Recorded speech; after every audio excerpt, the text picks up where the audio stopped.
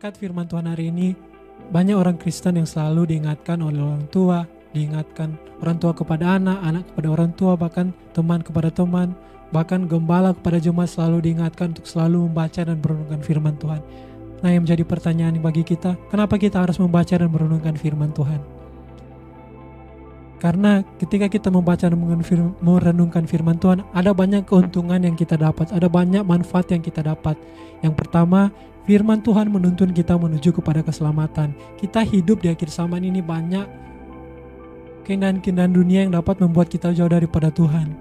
Lebih mudah kita melakukan dosa daripada kita melakukan perbuatan-perbuatan yang benar yang sesuai dengan seturut dengan firman Tuhan. Karena itu di 2 Timotius 3 ayat 16 dikatakan firman Tuhan yang akan menuntun kita menuju keselamatan. Firman Tuhan akan mengajar kita untuk melakukan hal-hal yang baik.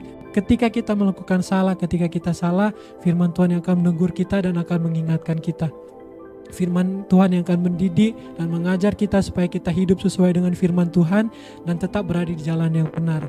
Nah, yang kedua, firman Allah mencegah kita untuk tidak melakukan dosa. Ketika kita mau melakukan dosa, firman Tuhan yang terukir dalam hati kita itu akan terus mengingatkan kita, yang akan menjadi alarm kepada kita ketika kita mau melakukan dosa. Firman Tuhan menegur kita, mengingatkan kita untuk tidak melakukan kesalahan-kesalahan.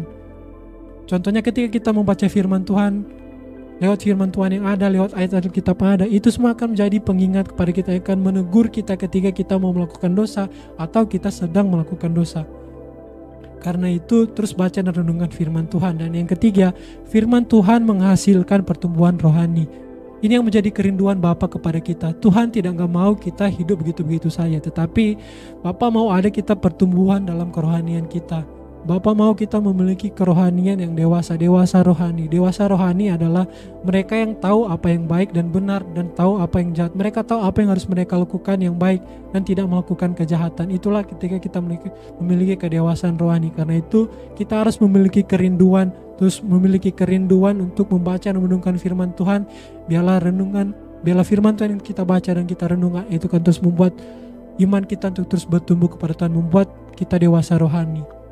Dan yang keempat, firman Allah membawa kita menuju keberhasilan. Sekali lagi, firman Allah yang akan membawa kita menuju keberhasilan. Saya percaya kita semua mau dan rindu pekerjaan kita diberkati Tuhan, pelayanan kita disertai Tuhan.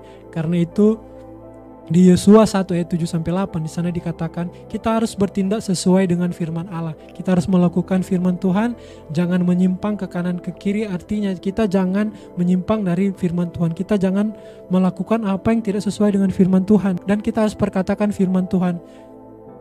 Karena itu kita harus membaca dan merenungkan firman Tuhan. Kita harus renungkan firman Tuhan. Pesan saya bagi Bapak Ibu saudara sekalian, ambil Alkitab kalian, ambil Alkitab Bapak Ibu dan saudara sekalian, baca dan renungkan firman Tuhan, dan jangan cuma kita membaca dan merenungkannya, tetapi kita harus melakukannya. Inilah manfaat firman Tuhan bagi kita. Saya percaya ketika kita melakukan firman Tuhan, kita membaca firman Tuhan, kita merenungkannya dan kita menghidupinya, Tuhan akan menyertai kita. Tuhan tidak akan tutup mata kepada kita. Karena itu jangan kita menjadi orang Kristen yang hanya tahu, tetapi kita tidak mengalami berkat Tuhan dalam kehidupan kita.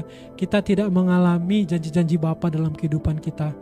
Saya harap Bapak Ibu sekalian terus membaca dan merenungkan firman Tuhan. Tuhan Yesus memberkati.